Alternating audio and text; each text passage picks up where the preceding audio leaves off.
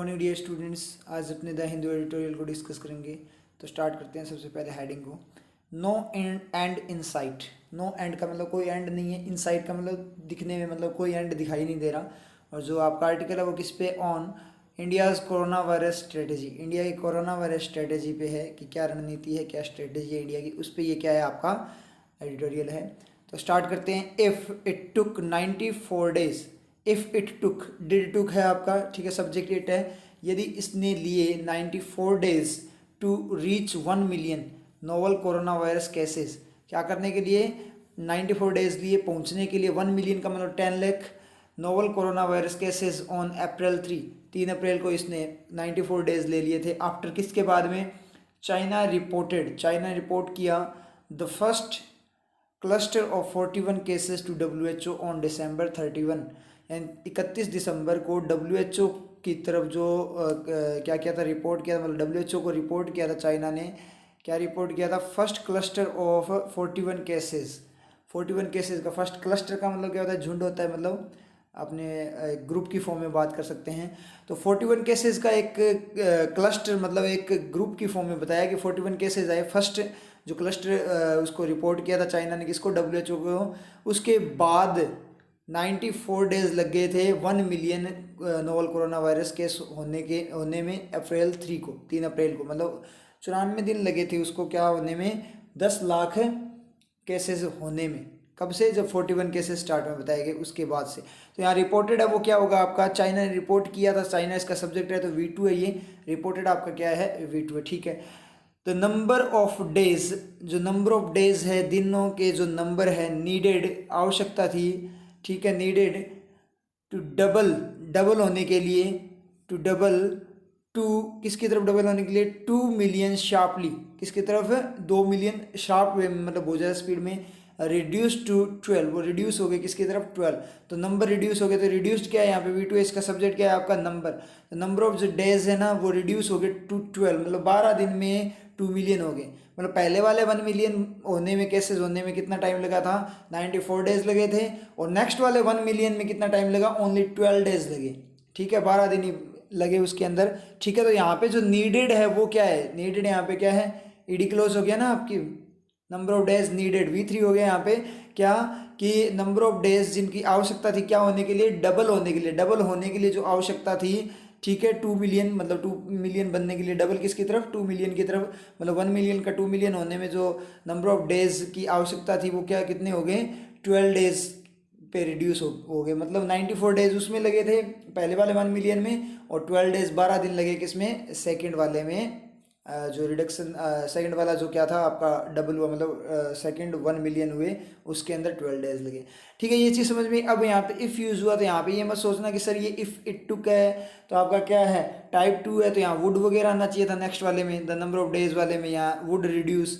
तो ये कंडीशन नहीं लगा रहा यहाँ पे कि यदि उसको 94 दिन लगे थे होते तो इसको क्या है 12 दिन लगे होते, तो उसके अकॉर्डिंग कोई कंडीशन थोड़ी है कि जरूरी थोड़ी है कि उसको 94 लगे तो सेकंड वाले को 12 भी लगे, तो उसको भी 94 ही लगने चाहिए अपने अकॉर्डिंग, अपने सोचे तो कि 94 डेज में 1 मिलियन है। तो ये कंडीशन नहीं है, सिर्फ एम्फेसाइज कर रहा है। तो इफ़ की वर्किंग यहाँ पे एज ए कंडीशन नहीं हो रही, एक एम्फेसिस की फॉर्म में हो रही है कि यदि, ये ऐसे बोल रहा है, देखो बोलने में से जाएगा कि यदि पहले वाले 1 मिलियन में 94 डेज लगे थे तो सेकंड वाले में 12 दिन ही लगे, मतलब एम्फेसाइज किया कि पहले वाले में 94 डेज गए, उस केस के अकॉर्डिंग देखो दूसरे वाले में शार्प वे में क्या हुआ आपका, इंक्रीज हुआ, वहाँ पे डबल हुए और 12 दिन ही लगे, ओनली 12 दिन लगे, ठीक है, उस तरीके से एम्फेसाइज कर रहा है।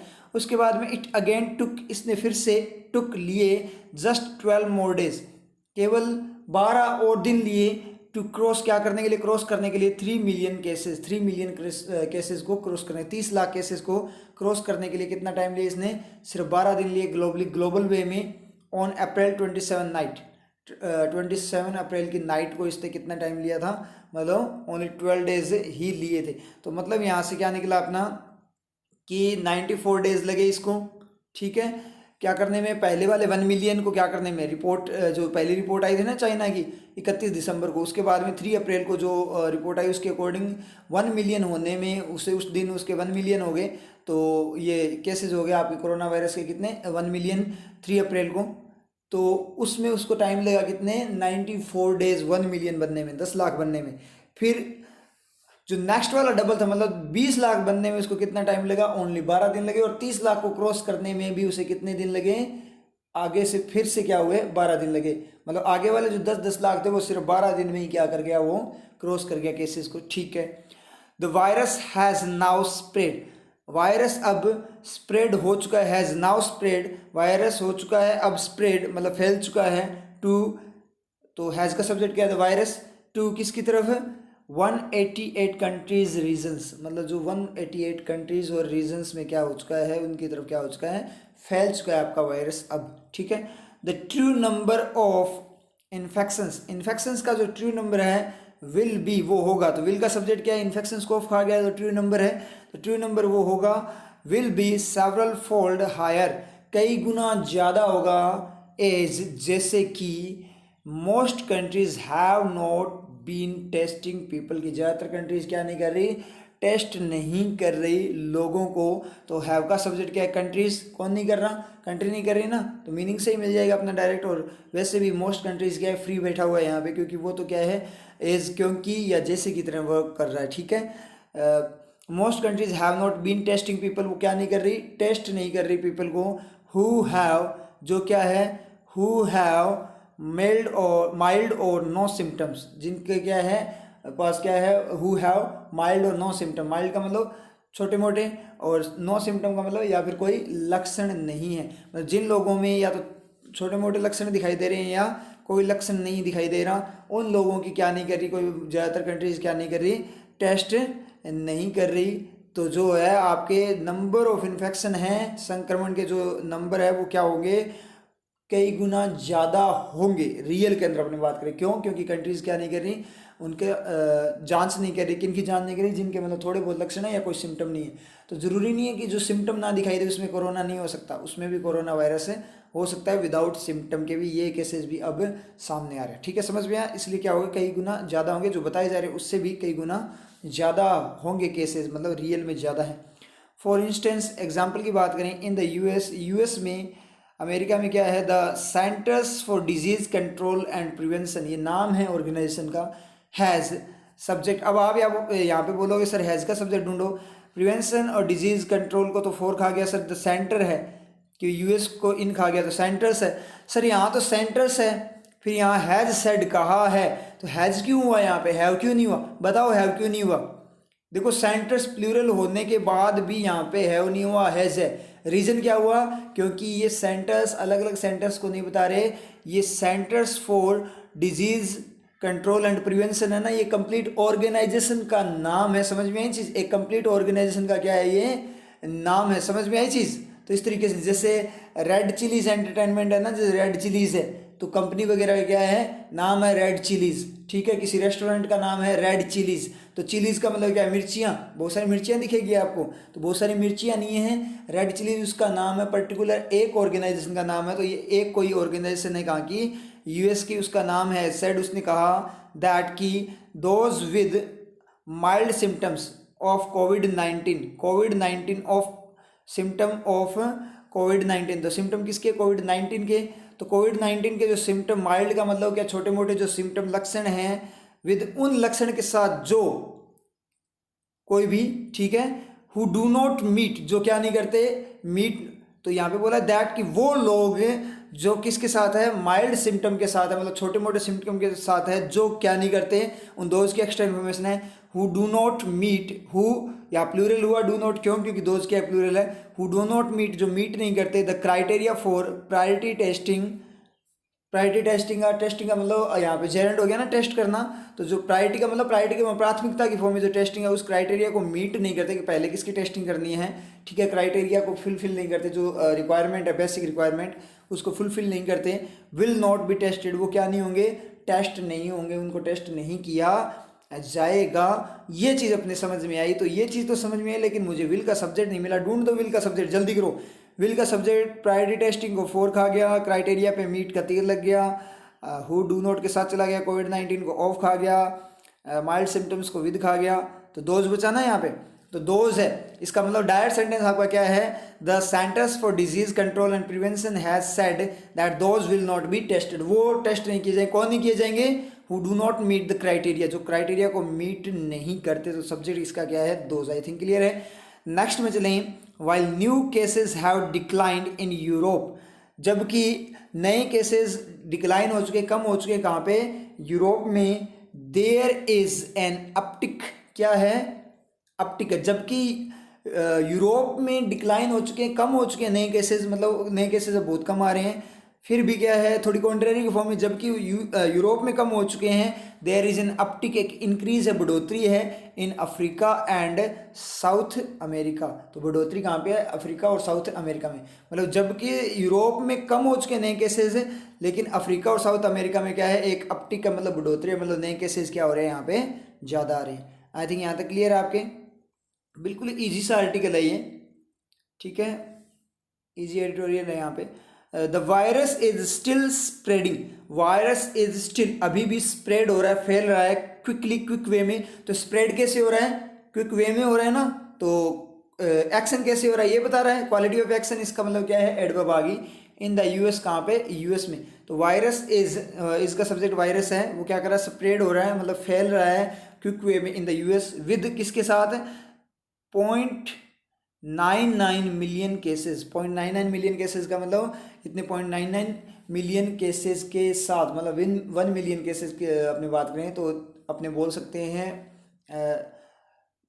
10 लाख के लगभग बराबर अपने बोल सकते हैं, ठीक है, अपने बात करें तो 9,99,000 ऐसे बोल दो आप, ठीक है, तो इतने केसेस के साथ क्या हो रहा है आपका, ये क्या कर रहे हैं, केसेस के साथ क्या हो रहे हैं आपके, बढ़ रहे हैं, विद 0.99 मिलियन केसेस के साथ वायरस क्या हो रहा है, बहुत ज़्यादा स्पीड में बढ़ रहा है। It has the most number of cases globally, ये क्या है, सबसे ज़्यादा, इट हैज़ इसके पास है सबसे ज़्यादा नंबर ऑफ केसेस है ग्लोबल वे में, मतलब पूरी दुनिया की फॉर्म में, अपने वैश्विक फॉर्म में बात करें तो इट किसके लिए यूज़ हुआ है, किसके पास है नंबर ऑफ केसेस सबसे ज़्यादा, यूएस के पास है ना, तो यूएस के लिए यूज़ हुआ है आपका क्या, इट, तो वायरस क्या हो रहा है, बहुत ज़्यादा स्पीड में स्प्रेड कर रहा है, मतलब फैल रहा है, विद कितने, इतने केसेस के साथ, और इट हैज़ मतलब यूएस के पास क्या है, सबसे ज़्यादा केसेस है ग्लोबल वे में, अपने बात करें मतलब यूएस में सबसे ज़्यादा केसेस है ग्लोबल वे में, ए लिटिल मोर, थोड़े ज़्यादा, देन किससे, 4 times that of Spain, Spain से, स्पेन, दैट ऑफ स्पेन का मतलब क्या है, जो स्पेन के केसेस है, अब स्पेन के कंपैरिजन में नहीं हो, ए लिटिल मोर है ना, a little more than 4 times Spain नहीं होगा, स्पेन का 4 गुना नहीं है, स्पेन के केसेस का 4 गुना, इसलिए यूज हुआ है ये दैट, जैसे अपनी बात करें, the economy of India is far better than China, गलत हो जाएगा, चाइना से अच्छी इकोनॉमी नहीं है, चाइना की इकोनॉमी से अच्छी है, कंट्री के साथ में कंट्री का कंपैरिजन होगा, इकोनॉमी के साथ इकोनॉमी का होगा, तो क्या होगा, the economy of India is far better than that of China, तो इस तरीके से बोला, ए लिटिल मतलब थोड़े ज़्यादा है, थोड़े से ज़्यादा है, मोर देन किससे, 4 times that of Spain, Spain का क्या है आपका, जितने स्पेन के केसेस है उसके 4 गुना से थोड़े से ज़्यादा है किसमें, यूएस में, Spain which has the second most number of cases, Spain जिसमें क्या है, second most number of cases, मतलब सेकंड रैंक पे स्पेन आता है केसेस की फॉर्म में, फर्स्ट पे क्या आता है आपका, यूएस आता है। आई थिंक क्लियर है। देर हैव बीन, हो चुके हैं, over 2 lakh deaths, 2.1 lakh deaths हो चुकी है वर्ल्ड वाइड, मतलब पूरी दुनिया में 2.1 लाख लोग क्या हो चुके हैं आपके, मर चुके हैं, विद द यूएस के साथ अगेन अकाउंट करते हुए, फॉर द मोस्ट सबसे ज़्यादा, ओवर 56,600 मतलब 56,600 के साथ क्या करते हुए, सबसे ज़्यादा क्या काउंटिंग करते, मतलब खाते में रखते हुए, मतलब सबसे ज़्यादा यूएस में। चलो मुझे अकाउंटिंग बता दो यहाँ पे क्या है, आईएनजी क्लोज या जेरेंड, क्योंकि मैन एक्शन होगा नहीं यहाँ पे, कोई मॉडल वगैरह नहीं है, जैसे आपने आईएनजी देखा तो आपके 4 वर्किंग माइंड में आती है ना, तो मैन एक्शन तो है नहीं, ना ही यहाँ पे क्या है एडजेक्टिव है, क्योंकि उसके बाद में डायरेक्ट कोई नाउन नहीं है, तो ये आपका क्या है, आईएनजी क्लोज है, क्या, विद द यूएस अगेन, दोबारा से अकाउंट करते हुए, यूएस को विद खा गया तो उसकी एक्स्ट्रा इन्फॉर्मेशन दी है ना, एक्शन की फॉर्म में अकाउंट कर रहा है यूएस, तो अकाउंट कर रहा है, डायरेक्ट अकाउंटिंग नहीं है,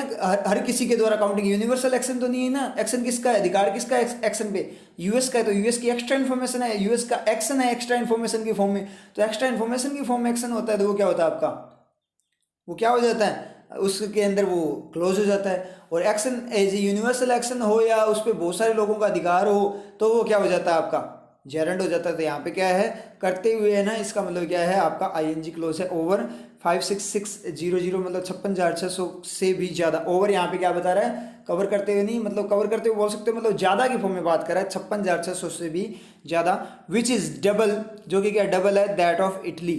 इटली से क्या है डबल है, ओवर 27,000 मतलब 27,000 से भी ज़्यादा है ना इटली के अंदर, मतलब 27,000 के आसपास मान लो आप, 27,000 के लगभग जो केसेस है डेथ के, उससे क्या है डबल है किसके, आपके यूएस के अंदर जो क्या है केसेस है। समझ में आई चीज़। तो इसने क्या बोला कि 2.1 लाख डेथ्स है वर्ल्ड वाइड हो चुकी है विद द यूएस के साथ दोबारा से अकाउंट करते हुए, क्या सबसे ज़्यादा कितनों के साथ डेथ है, 56,600 डेथ हुई है उसके अंदर, जो कि डबल है किससे, इटली से, जिसमें क्या है 27,000 के लगभग डेथ हुई है।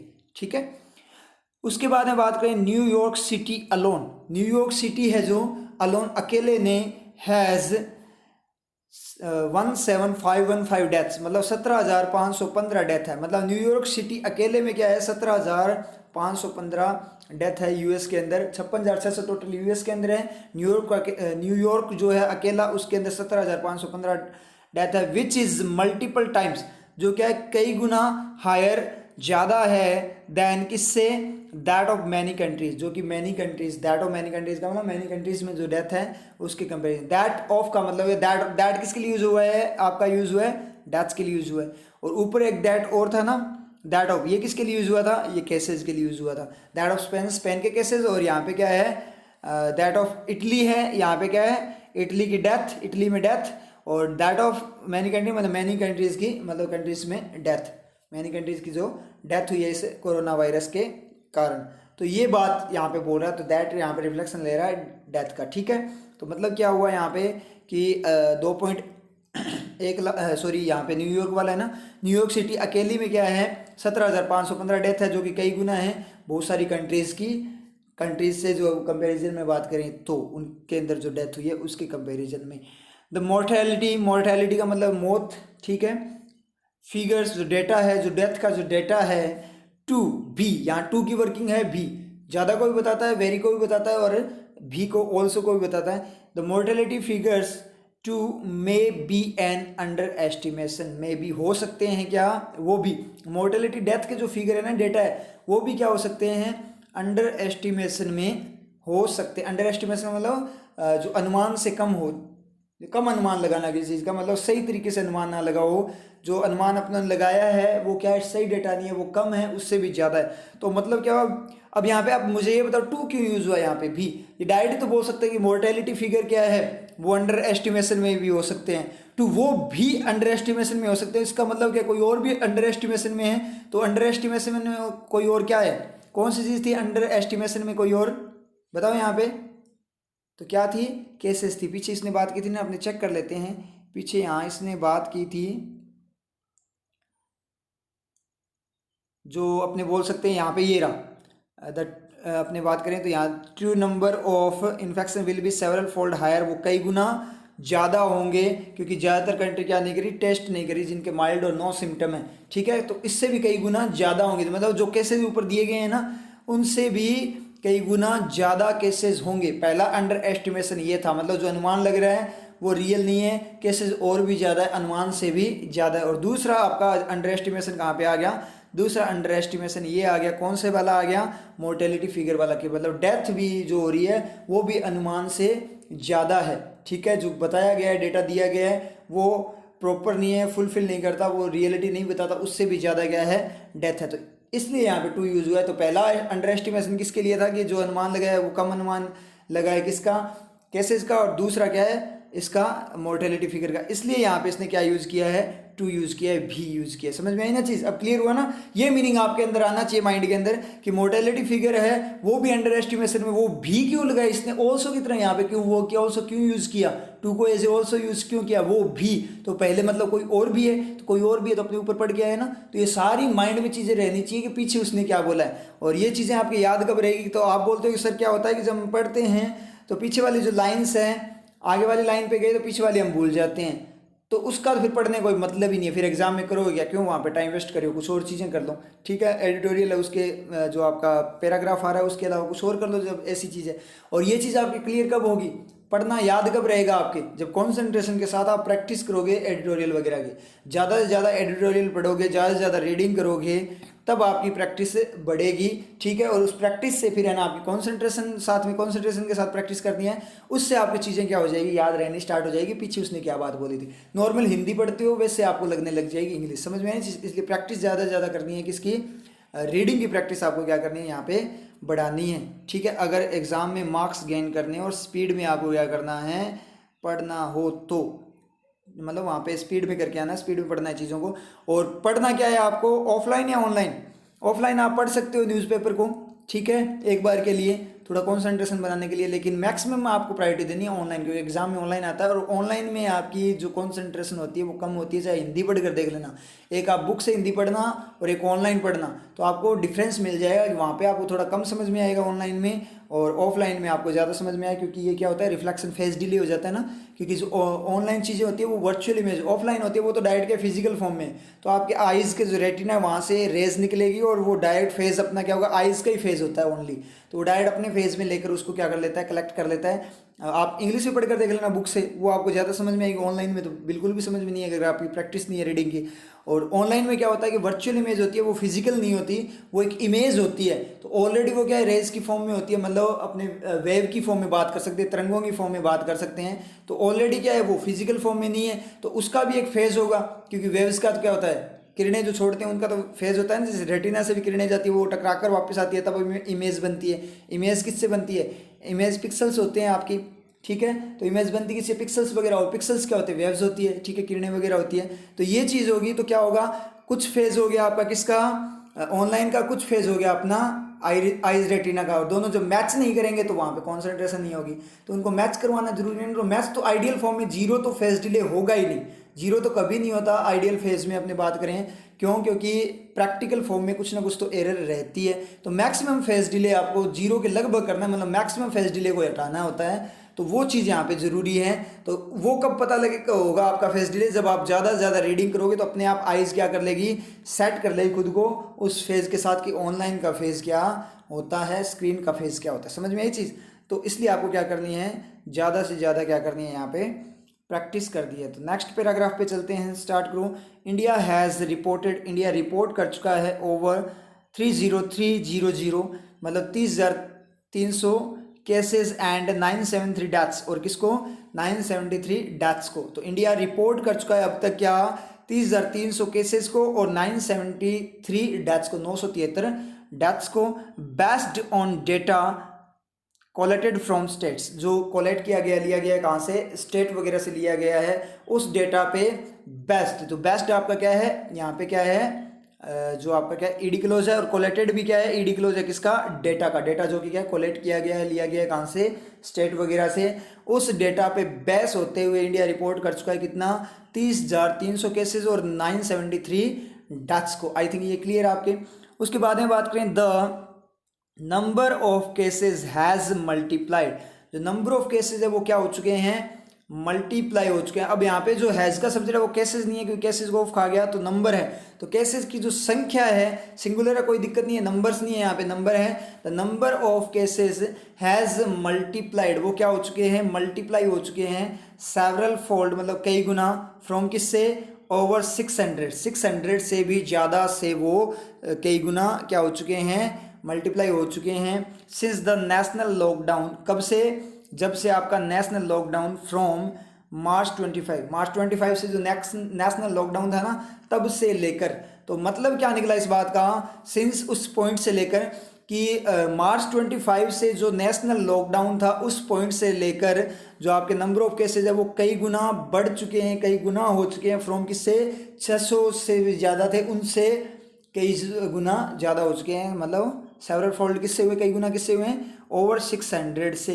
तो मतलब क्या निकला इस बात का कि मार्च 25 को जो आपका केसेस थे वो कितने थे, 600 के अराउंड केसेस थे, और अब उसके कई गुना हो चुके हैं। तो यहाँ पे अपने बात करें तो क्या हो चुके हैं, 5 टाइम्स हो चुके हैं ना, एक टाइप से अपने बात करें तो 5 टाइम्स हो चुके हैं, 6 × 5 30 हो गए ना, तो इसका मतलब क्या हुआ, कई गुना बढ़ चुके हैं उस पॉइंट से। ये समझ में आ गया आपके। 8 नियरली लगभग 8600 केसेस तो इसका मतलब क्या है, 8,600 केसेस, लगभग 8,600 केसेस पर बात हो रही है। उस केसेस पर Maharashtra has the maximum in the country. Maharashtra के पास क्या है, मैक्सिमम है इन द कंट्री, मतलब महाराष्ट्र केसेस क्या है, कंट्री में सबसे ज़्यादा है। आई थिंक ये चीज़ क्लियर हुई। 8 नियरली, तो कितने हैं, 8600, 8,600 केसेज है कहाँ पे, महाराष्ट्र में। तो महाराष्ट्र हैज़ मैक्सिमम, महाराष्ट्र के पास क्या है, मैक्सिमम वाली, हाईएस्ट है। हाईएस्ट क्या है कि बैक रिफ्लेक्शन लेंगे तो केसेस पे आएगा ना 8, मतलब इतने केसेस पे महाराष्ट्र क्या है, महाराष्ट्र के पास मैक्सिमम है ये केसेस क्या, कंट्री में। ठीक है, ये समझ में आ गया। Dharavi alone has 330 cases and 18 deaths. Dharavi अकेले में क्या है, 330 केसेस और 18 डेथ है, मतलब उसके अंदर इतनी डेथ हो, 18 डेथ होगी और 330 के धारावी। धारावी क्या है, आपका स्लम एरिया है मुंबई का। ठीक है, मुंबई का स्लम एरिया है, उसका नाम है धारावी। और ये जो आपका स्लम एरिया है वो क्या है, आपका एशिया का सबसे नंबर 1 स्लम एरिया है, मतलब सबसे बड़ा स्लम एरिया है कहाँ का, एशिया का। ठीक है, with a population close to, एक पॉपुलेशन के साथ क्लोज, जो कि क्या है, क्लोज है टू 1,000,000। ठीक है, 1 लाख। तो with a population close to 1 lakh that lives, जो रहती है चिक बाय जोल। चिक बाय जोल, चिक का मतलब क्या होता है, गाल, और जोल का मतलब क्या होता है, जबड़ा। तो चिक और जोल क्या होते हैं, पास पास होते हैं ना, तो मतलब बहुत ज़्यादा पास पास रहते हैं। स्लम एरिया में क्या रहते हैं, विद ग्रेट प्रोक्सिमिटी, मतलब बहुत ज़्यादा निकट रहते हैं, मतलब पास पास, बिल्कुल पास पास झुंड की फॉर्म में रहते हैं स्लम एरिया में। तो जहाँ पे क्या 1 लाख लोग रहते हैं, क्या बिल्कुल पास पास, विद इस बात के साथ। अब जो लिव्स है वो क्या है, दैट, मतलब जो की तरह यूज हुआ, दैट की 3 वर्किंग है, की, जो, वह। तो यहाँ पे जो है वो क्या है, आपका डज लिव है। तो यहाँ पे क्या जो की तरह वर्क कर रहा है, डज का सब्जेक्ट है ये। और यूज किसके लिए है, सिंगुलर के लिए यूज है ना, तो 1 लाख के लिए तो नहीं है, तो किसके लिए है, पॉपुलेशन के लिए ये क्या हुआ है, यूज। अपने आप रिफ्लेक्शन ढूंढ लेगा कि जनसंख्या जो 1 लाख के लगभग है, जो रहती है बिल्कुल पास पास, उस जनसंख्या के साथ क्या हुआ, फिजिकल डिस्टेंसिंग, जो फिजिकल डिस्टेंसिंग, फिजिकल वे में डिस्टेंस रखना, इज एन इम्पॉसिबल लग्जरी। वो क्या है, एक इम्पॉसिबल लग्जरी है। लग्जरी का मतलब जो बहुत हाई क्वालिटी की चीज़ हो, तो इम्पॉसिबल लग्जरी है, मतलब ऐसी हाई क्वालिटी की चीज़। जो लग्जरी का मतलब जो वैभव वाली चीज़ है, सुख सुविधा वाली, उसको अपने प्राप्त नहीं कर सकते ना, बहुत हाई लेवल। इम्पॉसिबल लग्जरी वो होती है जिसको इतना ईजिली प्राप्त नहीं किया जा सकता, मतलब बहुत हाई लेवल की चीज़ होती है। जैसे अपने बात करें तो अपने अकॉर्डिंग अपनी बात करें, जो अभी अपना लेवल है उसके अकॉर्डिंग अपने फरारी गाड़ी की बात करें, जो 1 करोड़ 2 करोड़ की आती है, तो वो अपने लिए क्या है, इम्पॉसिबल लग्जरी। अभी अपने लिए क्या है, इम्पॉसिबल लग्जरी। आगे का अपने कुछ बोल नहीं सकते, उस तरीके से बोला है कि उनके लिए भी क्या है, एक इम्पॉसिबल लग्जरी है, क्या, फिजिकल डिस्टेंसिंग, फिजिकल वे में डिस्टेंस करना, दूरी बनाए रखना, उनके लिए क्या है, कि इम्पॉसिबल लग्जरी है। किसके लिए, उस पॉपुलेशन के लिए जो क्या है, स्लम एरिया में रहती है, 1 लाख के लगभग जो है, जो बिल्कुल पास पास रहती है। तो इम्पॉसिबल ही है ना उनके लिए, तो फिजिकल डिस्टेंसिंग कैसे करेंगे, एरिया से बाहर थोड़ी निकल जाएंगे। इसका मतलब क्या निकला, ये यहाँ पे इम्पॉसिबल लग्जरी, ये समझ में आ गया, मतलब इतना पॉसिबल नहीं है फिजिकल डिस्टेंसिंग वहाँ करना। इसीलिए वहाँ पे क्या है, सबसे ज़्यादा केसेस है मुंबई के अंदर, और 18 डेथ्स है धारावी के अंदर, मतलब उतने छोटे से एरिया के अंदर, स्लम एरिया में ओनली।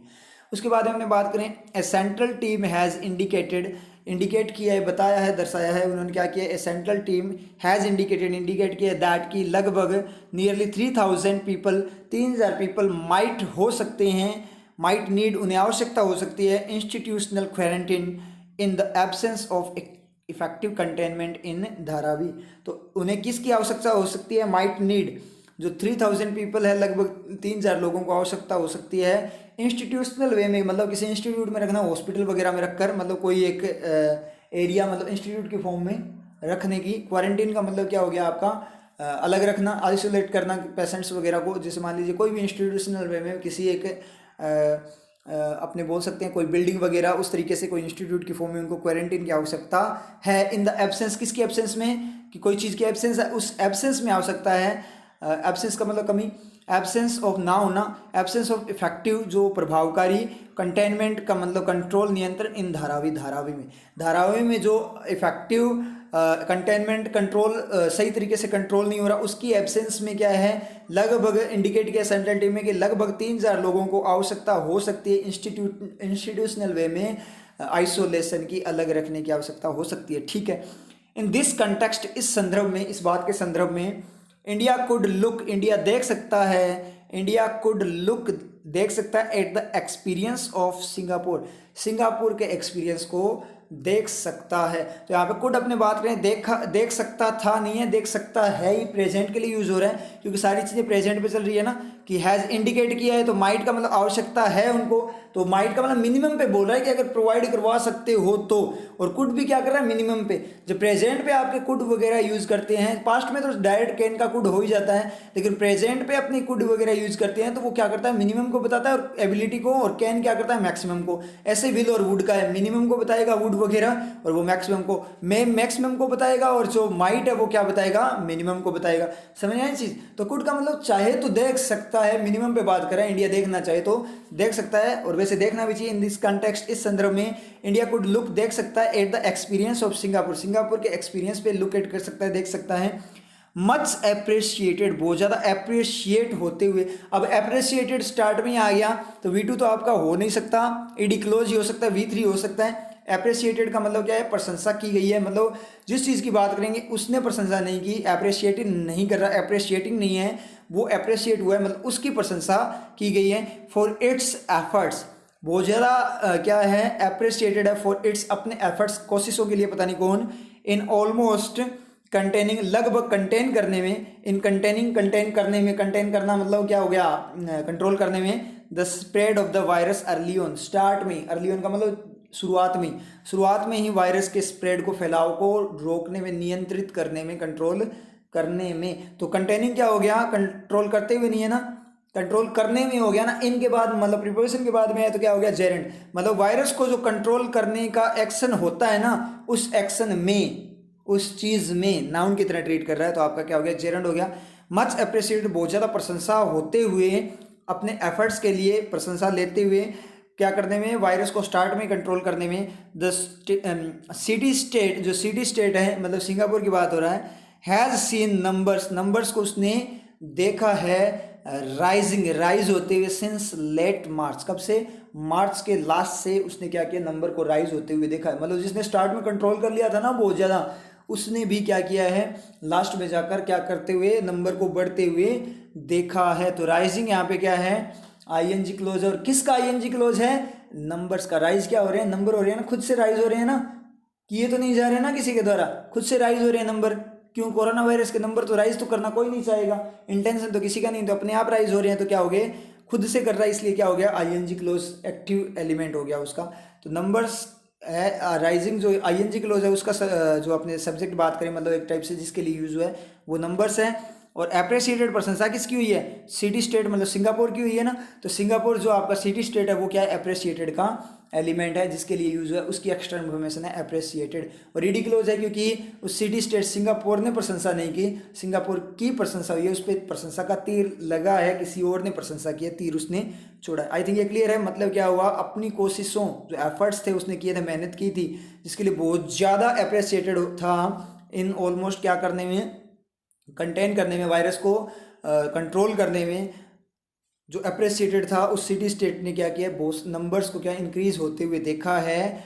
कब से, मार्च के लास्ट से, मतलब उसमें भी नंबर बहुत ज़्यादा स्पीड में इंक्रीज हो रहे हैं। आई थिंक यहाँ तक क्लियर है। आगे अपनी बात करें, fresh cases have been reported, fresh case क्या हो चुके हैं, रिपोर्ट किए जा चुके हैं, हैव का सब्जेक्ट केसेस, ठीक है प्लूरल है, फ्रेश मतलब जो फ्रेश केसेस आ रहे हैं, have been reported from dormitories. Dormitory का मतलब क्या होता है, जैसे मान लीजिए डॉर्मेट्री वगैरह आप कहीं जाते हो बाहर, तो आपने कभी डॉर्मेट्री ली होगी जिसमें मतलब बहुत सारे बेड लगे होते हैं, शयनशाला बोल सकते हो आप इसको हिंदी के अंदर, मतलब जिसमें बेड वगैरह बहुत सारे लगे होते हैं, जो टूरिस्ट वगैरह जाते हैं या फिर कोई भी उस डॉर्मेट्री को लेते हैं, होटल वगैरह में बनी होती है आपकी, थोड़ी सस्ती होती है। तो यहाँ पे अपनी बात करें, fresh cases have been reported, report हो चुके हैं फ्रॉम डॉर्मेट्रीज। डॉर्मेट्री का मतलब जहाँ पे लोग रहते हैं, या मान लीजिए अपने इंस्टीट्यूट में भी होता है, जैसे स्टूडेंट वगैरह के लिए बनाते हैं डॉर्मेट्री, वो भी सही है, आपके बेड के ऊपर बेड लगा होता है, ठीक है, कई टाइप होते हैं ना, फ्लोर की फॉर्म में बेड होते हैं, उस टाइप की होती है डॉर्मेट्री आपकी, ठीक है। और बहुत सारी जगह मान लीजिए धर्मशाला वगैरह, उनमें भी हो सकता है, तो डॉर्मेट्री एक टाइप से धर्मशाला बोल सकते हो आप।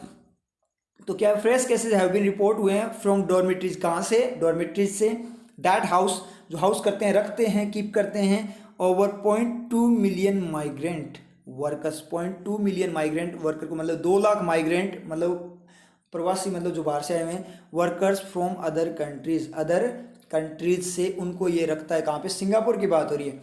जो क्या फ्रेश केसेस रिपोर्ट कहाँ से हुए, डॉर्मिट्री से हुए। मतलब जो अदर कंट्री के जो लोग आए हुए हैं ना, जो डॉर्मिट्री में ठहरे हुए हैं, मतलब वो इकट्ठे रहते हैं जहाँ पे लोग हैं, ठीक है, जो मान ली धर्मशाला टाइप, तो जो लगभग 2 लाख लोग हैं, वर्कर हैं, जो वर्कर आए हुए हैं कहाँ से, अदर कंट्रीज से, ठीक है, जो डॉर्मिट्री लेकर रहते हैं, उन 2 लाख माइग्रेंट्स जो रहते हैं डॉर्मिट्री, वहाँ से रिपोर्ट आए हैं फ्रेश केस, अब वहाँ से आ रहे हैं। तो मतलब सिंगापुर ने क्या किया, कर लिया था, कंट्रोल तो कर लिया था, लेकिन अब जो केसेज आ रहे हैं वो कहाँ से आ रहे हैं, उन डॉर्मिट्रीज से आ रहे हैं, जहाँ पे वो क्या कर रहे हैं, इकट्ठे रहते हैं वर्कर वगैरह।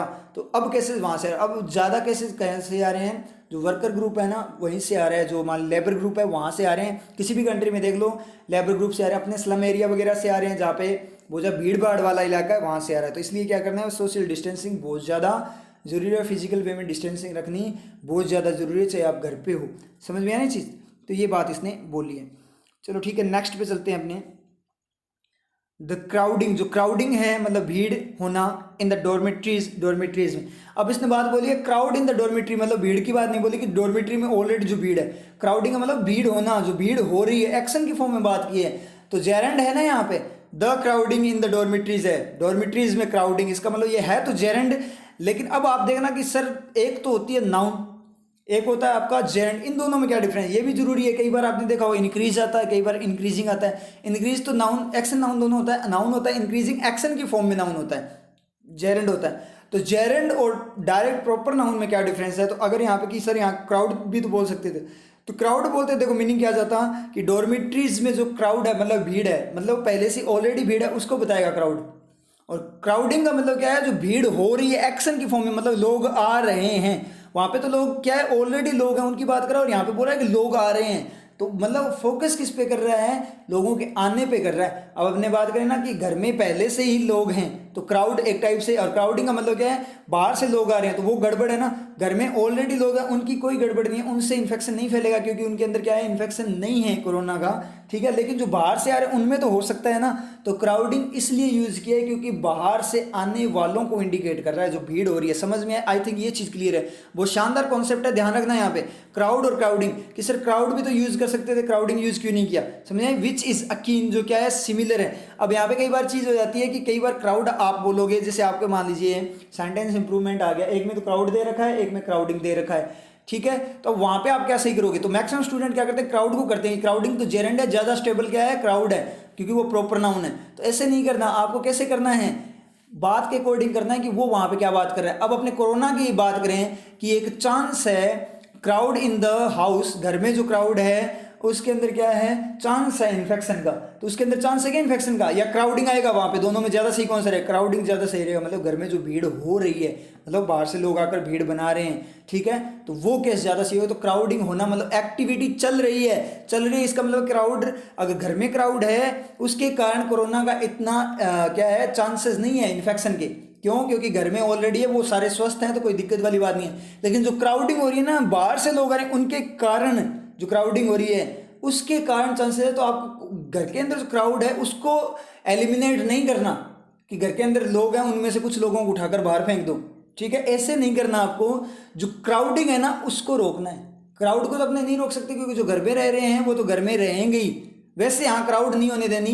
अब एक बात करना है यहाँ पे कि सर क्राउड को नहीं रोकेंगे तो गड़बड़ हो जाएगी। तो क्राउड का मतलब क्या है, जो मार्केट में क्राउड है उसको रोकना, तो वो मार्केट में क्राउड थोड़ी, वो तो क्राउडिंग है। क्राउड तो ऑलरेडी क्राउडिंग हो रही है, मतलब क्या आप कोई चीज लेने जा रहे हो तो लोग इकट्ठे जा रहे हैं, तो वहाँ क्राउड थोड़ी है, वो क्राउडिंग बोलेंगे उसको, क्राउड नहीं बोलेंगे क्राउडिंग, क्योंकि वहां पे एक्टिविटी हो रही है क्राउडिंग की। समझ में आई। तो क्राउडिंग को रोकना है, क्राउड तो रहेगी, लोगों को मार थोड़ी सकते हो आप, क्राउड तो ऑलरेडी है उसको मार नहीं सकते। लेकिन हाँ, जो क्राउड जहां पे वो वहीं पे बने रहे, इधर उधर ना जाए। और जैसे वो क्राउड इधर उधर हुई तो एक्टिविटी हुई, एक्टिविटी होती क्राउड किस में कन्वर्ट हो जाएगा, क्राउडिंग में हो जाएगा। तो आंसर क्या हो जाएगा आपका, क्राउड या क्राउडिंग।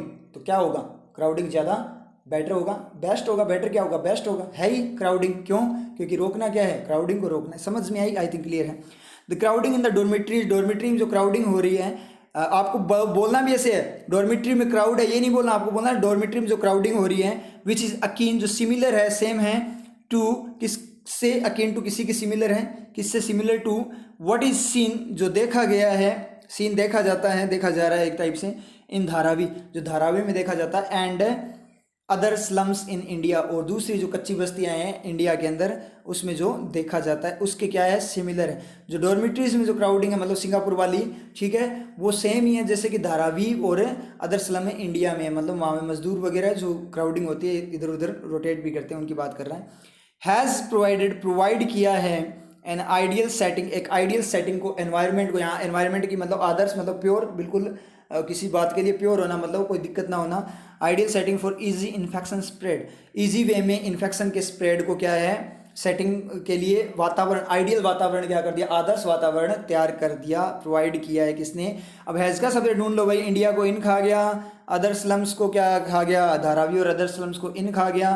व्हाट इज सीन गया अपना सेंटेंस अलग से, अकीन इज के साथ गया, विच उसके साथ गया, डॉर्मिटरीज को इन खा गया, क्राउडिंग। तो क्राउडिंग यहाँ पे क्या है आपका सब्जेक्ट है, क्योंकि क्राउडिंग अकेला बचा हुआ था। आगे जो बात हुई है वो विच के साथ हुई है, एक्स्ट्रा इन्फॉर्मेशन बात हुई है। तो मतलब क्या निकला, बात पढ़ दो एक बार स्पीड के अंदर, आपको मीनिंग बाद में लेना है, ऐसे वर्किंग से पढ़कर एक साथ मीनिंग भी लेना है। The crowding in the dormitory, और एग्जाम में आपका डायरेक्ट मीनिंग आता जाएगा, जैसे पढ़ते जाओगे वैसे आता जाएगा, वहाँ पे ऐसे दो बार नहीं पढ़ना पड़ेगा, क्योंकि ये तो प्रैक्टिस अभी है आपको क्या करने के लिए, रूटीन में आने के लिए और चीज़ों को क्लियर करने के लिए अभी ज़्यादा जरूरी है। समझ में आ रही है चीज़, और एग्जाम में क्या होगा, अपने आप आपकी स्पीड बन जाएगी प्रैक्टिस के कारण। तो शुरू करते हैं। जो क्राउडिंग है डॉर्मिटरीज में, विच इज़ जो क्या है सीन है धारावी और अदर स्लम जो है कच्ची बस्तियाँ इंडिया में, उसमें जो क्राउडिंग देखी जा रही है जिसमें है, तो जो crowding in dormitory which is akin to what is seen in Dharavi and other slums in India, उसके समान है जो क्राउडिंग डॉर्मिटरीज में। हैज़ प्रोवाइडेड, उसने क्या किया है, प्रोवाइड किया एक ideal setting for easy infection spread. Ideal setting मतलब आइडियल वातावरण बना दिया किसके लिए, इजी इन्फेक्शन के स्प्रेड के लिए, मतलब इजी वे में इन्फेक्शन के फैलाव के लिए, मतलब इजीली उस क्राउडिंग के कारण क्या हो रहा है, इन्फेक्शन बढ़ता ही जा रहा है, इजी वे में मतलब ज़्यादा दिक्कत नहीं हो रही, उसके लिए आइडियल वातावरण तैयार कर दिया फैलने का। ठीक है, डिस्पाइट बावजूद, अब कॉन्ट्रेरी दिया, अपोजिट बात करेगा, despite shutting down educational institutions. Shutting down का मतलब बंद करने के बावजूद एजुकेशनल इंस्टीट्यूशन को, and work places on April 3 April को वर्क प्लेसेज जो काम करने वाली फैक्ट्रीज वगैरह उनको, वैन जब the number of cases was 1114 मतलब 1114 थे, एंड मूविंग मैनी वर्कर्स, और मूव करना किसको, मूव करते हुए किसको, मैनी वर्कर्स को, टू अल्टरनेटिव एकोमोडेशन। एकोमोडेशन का मतलब निवास स्थान वगैरह, जो अल्टरनेटिव विकल्प की फॉर्म में कोई दूसरे स्थान पे भेजना। एंड क्वारंटीन अदर्स, और क्या करना, क्वारंटीन अदर्स, दूसरों को क्वारंटीन करना मतलब आइसोलेट करना, अलग करना। ठीक है, इन चीज़ों के बावजूद, तो यहाँ पे अपने रिफ्लेक्शन देखें एंड का, तो क्या होगा, एंड का रिफ्लेक्शन एक क्या क्या लेगा, एक तो क्वारंटीन हो जाएगा, एक मूविंग हो जाएगा, और क्या हो जाएगा, शटिंग हो गया। तो ये तीन चीज़ें, इन तीन चीज़ों के बावजूद, तो ये क्या है, जेरेंड हो गया ना। एक तो बंद करना, उसके बावजूद, बंद करते हुए के बावजूद नहीं होगा ना, बंद करते हुए किसी एक्स्ट्रा इन्फॉर्मेशन नहीं है ना, डायरेक्ट बोला बंद करने के बावजूद, वर्कर्स को मूव करने के बावजूद, और दूसरे जो वर्कर है बचे हुए उनको क्वारंटीन करने के बावजूद, मतलब इतना करने के बावजूद, और बीच में एक एक्स्ट्रा इन्फॉर्मेशन डाल दी, when the number of cases was 1114 किसकी, अप्रैल 3 की।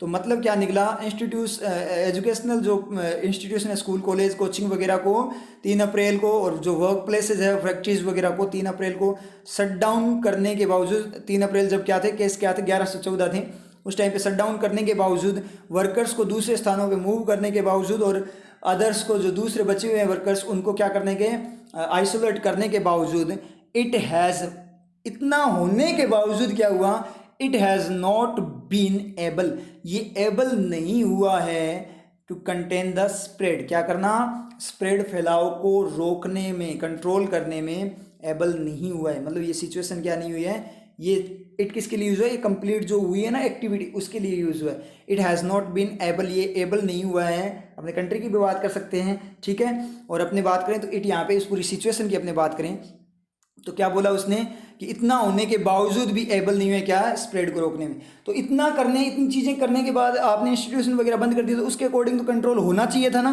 फिर भी कंट्रोल नहीं हुआ। इसका मतलब क्या है, बिल्कुल अपोजिट कॉन्ट्रेरी, मतलब ऐसा होने के बावजूद भी वैसा हो गया, मतलब इस चीज़ के अकॉर्डिंग वैसा नहीं होना चाहिए था, फिर भी ऐसा हो गया, बिल्कुल अपोजिट कॉन्ट्रेरी को बताता है। समझ में आई ना बात, डिस्पाइट मतलब ये कर दिया, ये किया गया था कंट्रोल करने का, फिर भी कंट्रोल नहीं हुआ, बिल्कुल अपोजिट कंट्रोल, मतलब जो सोचा गया जिस तरीके से ये चीज़ की गई थी उसके अपोजिट बात होगी, तो यह क्या आपकी अपोजिट कॉन्ट्रेरी को बताता है। Nearly 15,000 cases have been reported, लगभग 15,000 केसेस रिपोर्ट किए जा चुके हैं एज ऑन, जैसे कि ऑन अप्रैल 28, जैसे कि 28 अप्रैल को। अब ऑन अप्रैल 28 होता तो 28 अप्रैल को किया गया जा चुका है। एज ऑन का मतलब उसको ध्यान में रखते हुए, किसको, 28 अप्रैल को ध्यान में।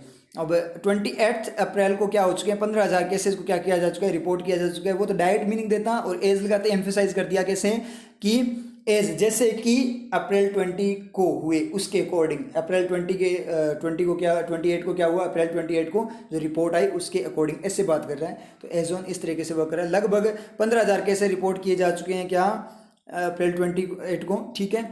एज इंडिया नियर्स, जैसे कि इंडिया नियर्स का मतलब क्या है, नियर करता है मतलब डज नियर इंडिया, मतलब पास में जाता है।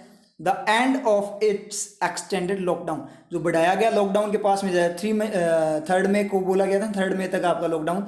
जैसे कि इंडिया पास में जाता है, मतलब फिक्स बात बोलिए कि जैसे जा रहा है एक टाइप से, जैसे कि इंडिया पास में पहुंचता है, मतलब पास में आ रहा है ना, तो आगे की बात है ना 3 मई, तो फिक्स है उस पॉइंट पे पहुंचना। तो एक पॉइंट है, पॉइंट बताया गया है। जैसे कि इंडिया नियर्स करता है, कंडीशन के फॉर्म में बात करें, जैसे कि इंडिया क्या करता है, एंड ऑफ इट्स एक्सटेंडेड, जो बढ़ाया गया लॉकडाउन है उस पे क्या करता है, उसके एंड पे नियर करता है। एक्सटेंडेड क्या हो गया, लॉकडाउन की एक्सटेंड फॉर्मेशन, तो क्या हो गया, एडी एडजेक्टिव हो गया ना, यहाँ पे ये एडजेक्टिव है, एक्सटेंडेड लॉकडाउन। जैसे कि इंडिया पास में जाता है अपने एक्सटेंडेड लॉकडाउन के एंड के, इट नीड्स, इसको आवश्यकता है, क्या आवश्यकता है, to learn from the successes.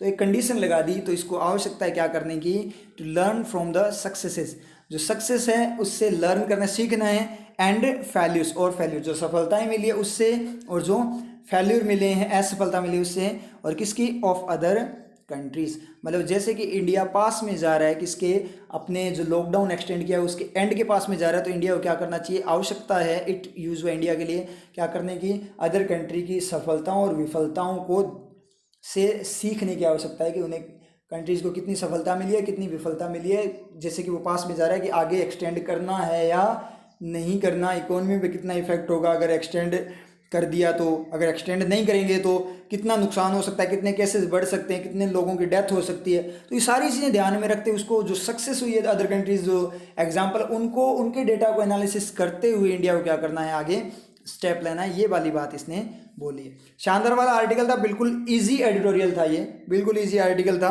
मतलब ज़्यादा टफ नहीं था, बिल्कुल इजी वे में समझ में आ रहा था। वर्किंग भी मस्त जा रही थी इसके अंदर, कोई इतना अपने बोल सकते टफ लैंग्वेज का नहीं था, इजी लैंग्वेज में ये आपका एडिटोरियल था। तो ठीक है, फिर अपने क्या करो, आप प्रैक्टिस करते रहो, ज़्यादा से ज़्यादा प्रैक्टिस करो, और ऑफलाइन करो तो कोई दिक्कत वाली बात नहीं है, ऑफलाइन भी ठीक है, कोई दिक्कत वाली बात नहीं है। लेकिन मैं तो यही बोलूँगा कि ज़्यादा से ज़्यादा कोशिश करो आप ऑनलाइन करने की। हाँ, जिसकी इंग्लिश बिल्कुल वीक है, मान लीजिए जिसको रीडिंग करनी आती ही नहीं है, बहुत कम लेवल पे है वो रीडिंग के, तो उसको तो एक बार ऑफलाइन ही रेकमेंड करूंगा, क्योंकि ऑफलाइन में एक बार आपको कंसंट्रेशन, क्योंकि आप ऑनलाइन पढ़ोगे तो आपको समझ भी नहीं आएगा कि वो बोलना क्या चाहता है। एग्जाम में अपने देखते हैं ना स्टूडेंट्स के साथ क्या होता है कि जब वो स्क्रीन पे देखते हैं उनको समझ भी नहीं आता कि सर हमें समझ भी नहीं है वो बोलना क्या चाहता है, अपने स्क्रीन के ऊपर चढ़ जाते हैं, होता ही नहीं होता, स्क्रीन पर चढ़ जाते हो ना आप, तो वो काम करना नहीं है। इसके लिए क्या करो, थोड़ा टाइम क्या करो, ऑफलाइन तो जो जितने मेरे स्टूडेंट्स हैं उनकी ऑफलाइन प्रैक्टिस है, तो आप क्या करो, ऑनलाइन प्रैक्टिस करो। वैसे तो आप सारे ही मेरे स्टूडेंट हो, ठीक है, लेकिन जो मेरे से पढ़े हुए हैं कोचिंग के अंदर,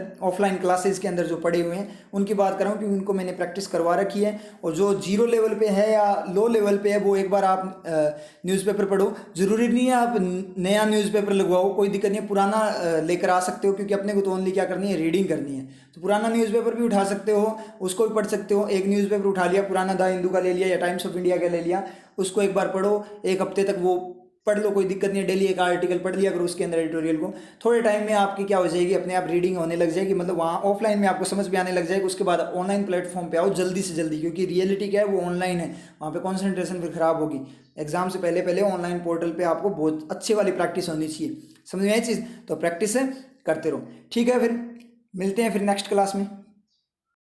हमारी संस्कृति में अन्न को पूजा जाता है, और ऐसा इसलिए क्योंकि इसी अन्न को ग्रहण करने से हमें अच्छे स्वास्थ्य की प्राप्ति होती है, और यदि स्वास्थ्य अच्छा हो तो परिश्रम करने की क्षमता बढ़ती है, और यही परिश्रम करने की क्षमता हमें जीवन में उन्नति दिलवाती है। इसलिए हमें अपने जीवन में अन्न की उपयोगिता को कभी कम नहीं आंकना चाहिए। और ना ही कभी अन्न का अनादर करना चाहिए। स्मरण रहे, जो अन्न का आदर सम्मान करते हैं वो जीवन में न केवल अन्न के अपितु उसके साथ साथ अच्छे स्वास्थ्य, परिश्रम करने की योग्यता और उन्नत भविष्य के स्वामी भी बनते हैं। नीतियां मेरी, नियति आपकी।